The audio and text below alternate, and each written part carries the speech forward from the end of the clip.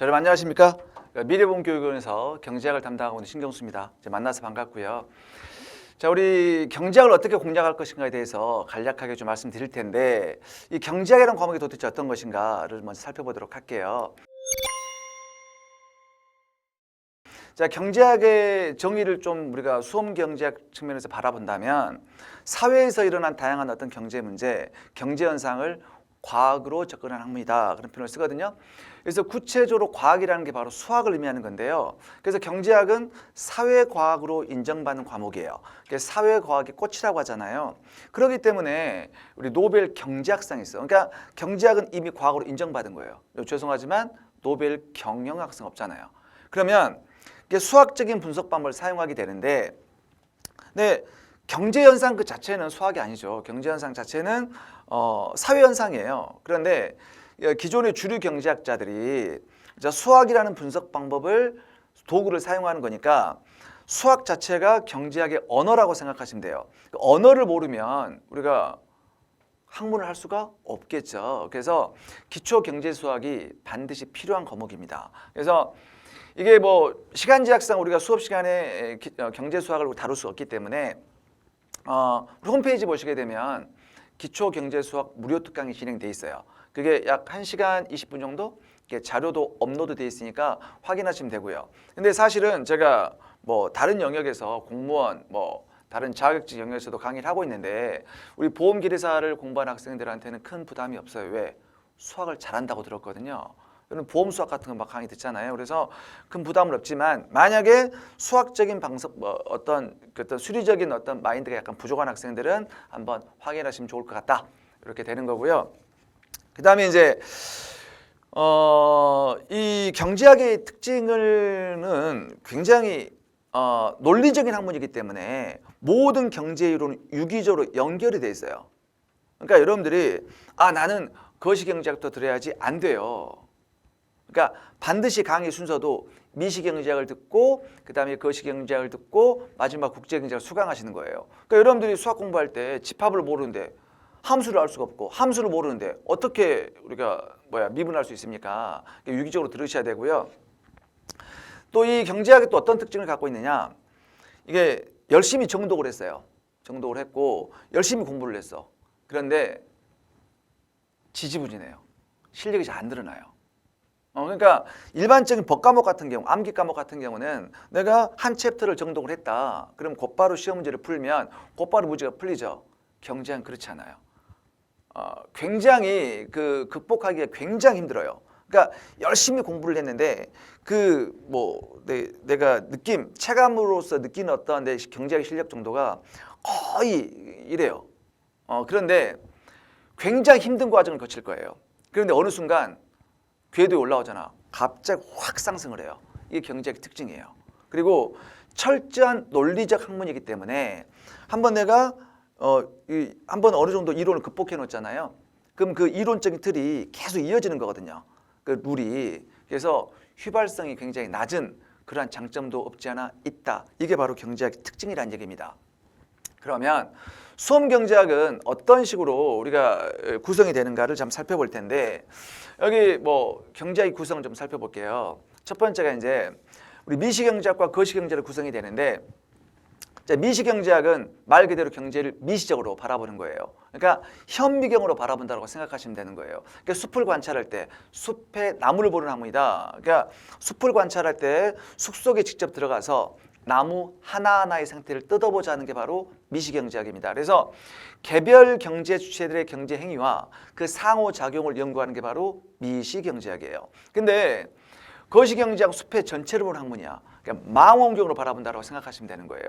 그래서 개별 경제 주체들로 구성된 국민경제 총체적인 현상을 연구하는 게 바로 거시경제학입니다. 그런데 우리 수험경제학에서는 이제 국제경제학 파트를 따로 또 분리를 시켜요. 그래서 국제경제 크게 이제 국제무역론, 그다음에 국제금융론으로 나눠지는데, 이 국제무역론이 바로 미시적인 분석 방법을 사용을 해요. 그래서 국제무역론을 개방미시경제학이라는 표현을 쓰고요.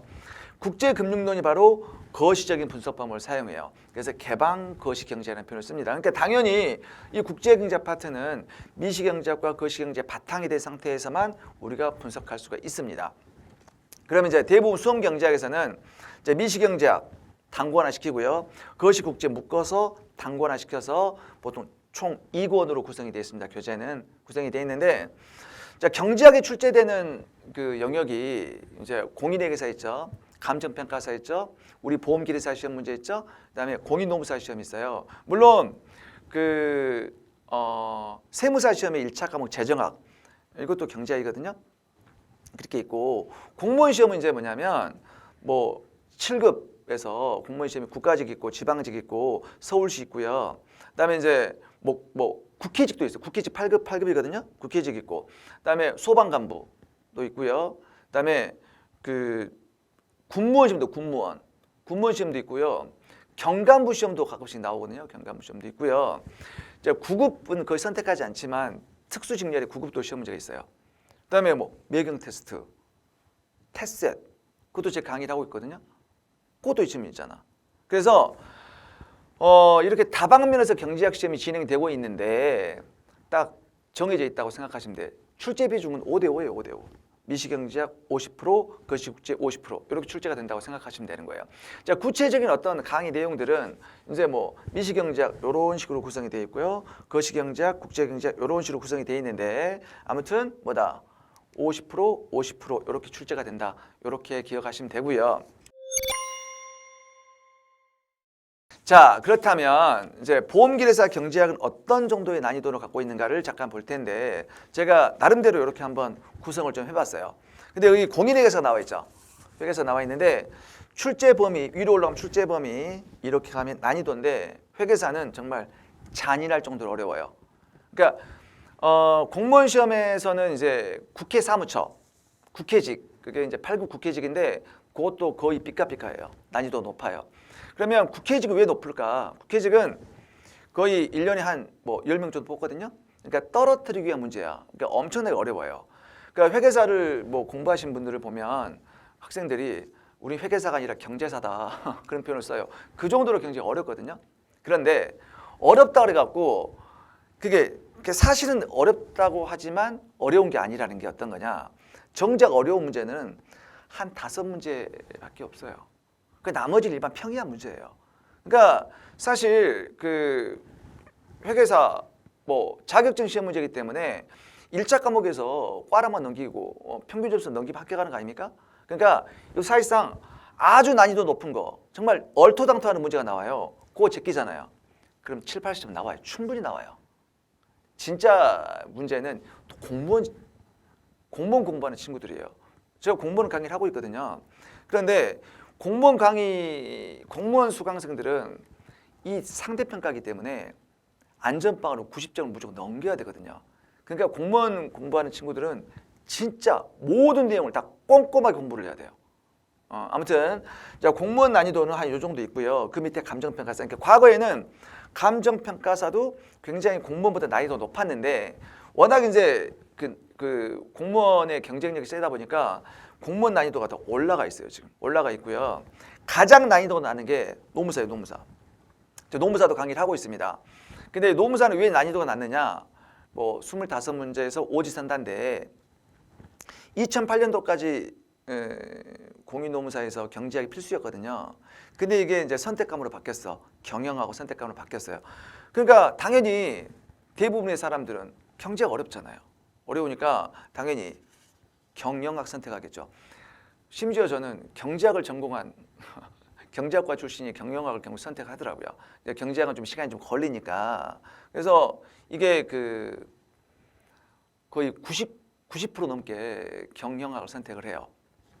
그래서 처음에 이제 표준 점수제가 도입됐어요. 당연하겠죠. 경제학과 경영학 난이도가 다르니까. 그래서 첫 해에 진짜 제가 기억하기로 첫 해에 경영학 80점 맞고 1차 떨어졌어요.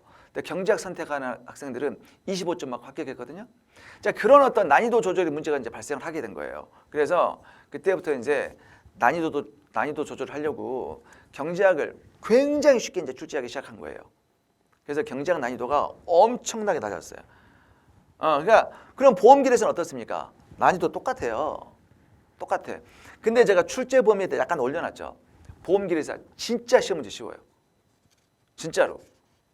쉬운데 약간 올려놓은 이유는 뭐냐면 이 노무사 같은 거 25문제 나오고요. 오지선다지만 우리 시험 문제는 40문제 나오고 사지선다예요. 그러니까 약간씩 중간중간 엉뚱한 문제가 나와요. 뭐 재무관리랄지 이런 것들이 몇 개 나오거든요. 근데 그 문제는 한 2문제 정도밖에 없어요. 제끼면 상관없어요. 제끼면 돼요. 그래서 제가 출제 범위를 약간 올려놓은 것뿐이에요. 난이도 노무사 똑같습니다. 그리고 오히려 더 쉬울 수도 있어요. 왜? 노무사는 오지선다야. 우리 시험 문제 사지선다예요. 그리고 지문 자체가 굉장히 짧아요. 이렇게 막 맞는 것은 틀린 것은 이렇다 저렇다 이렇게 나와요. 그 정도로 난이도가 낮아요. 그러니까 여러분들은 하고 싶은 얘기는 경제학을 전략 과목으로 삼아야 된다는 얘기예요. 야 경제학 뭐 이거 보험기대사 쉬우니까 대충 해갖고 과라만 넘기자. 굉장히 바보 같은 생각이에요. 이걸로 오히려 전략 과목을 삼아서 다른 어려운 법과목 같은 거 보충하면 충분히 극복이 가능하다는 얘기예요. 이게 전략 과목으로 삼으셔야 된다는 얘기예요. 그러면 여러분들이 일단 그러려면 어떻게 내가 이걸 전략 과목으로 삼아야 될 것인가? 강사에 대한 신뢰성이 확보가 돼야 되겠죠. 자, 여러분들 저를 믿으셔야 돼요. 저는 이미 검증된 강사입니다. 제가 회계사 강의하고 있고요. 공무원 강의하고 있고요. 제가 노무사 강의하고 있고 모든 강의를 다 하고 있어요. 그러니까 제가 사실 또 이 공교육 현장에 있다가 사교육 들어오기 전에 공교육 현장 학교에 있을 때는 내가 회계사반을 또 운영을 했었어요. 입반고사 내고 모의고사 내고 하면서 그 회계사반을 관리를 했기 때문에 그 당시에 제가 뭐 예전에 사법시험에도 경제학 시험이 있었거든요. 사법시험, 외무고시, 행정고시, 입법고시 1차에 다 경제학이 있었어요. 오지선다 40문제. 제가 갖고 있는 문제풀이 80년대부터 경제학 문제 모든 경제학 다 갖고 있단 말이에요. 그러니까 모든 수험 경제학의 스펙트럼이 머릿속에 다 짜져 있어요. 그러니까 어떤 문제가 딱 나오잖아요. 그러면 얘가 몇 년도에 대충 어느 자격증에서 나왔다. 근데 그 문제가 어느 뭐 또 영역에서 베꼈다. 뭐 이렇게 변형해서 나왔다. 그걸 대충 갖고 있다는 얘기예요. 그러니까 저는 이미 검증된 수험 경제학의 전문가입니다. 전문가예요. 그러니까 여러분들이 만약에 저에 대해서 관심사항이 있으시면 한번 검색을 한번 해보시라고요. 공무원 경제학 예전부터 1등 자리를 잡고 있습니다. 1타 강사. 그러니까 신뢰성을 갖고 접근하시라는 얘기입니다. 그리고 그렇기 때문에 여러분들이 저한테 신뢰성을 갖고 접근하시면 제가 100% 장담하건데 저만 따라오신다면 무조건 90점 이상 넘겨요. 이게 가능해요. 보험기에서는.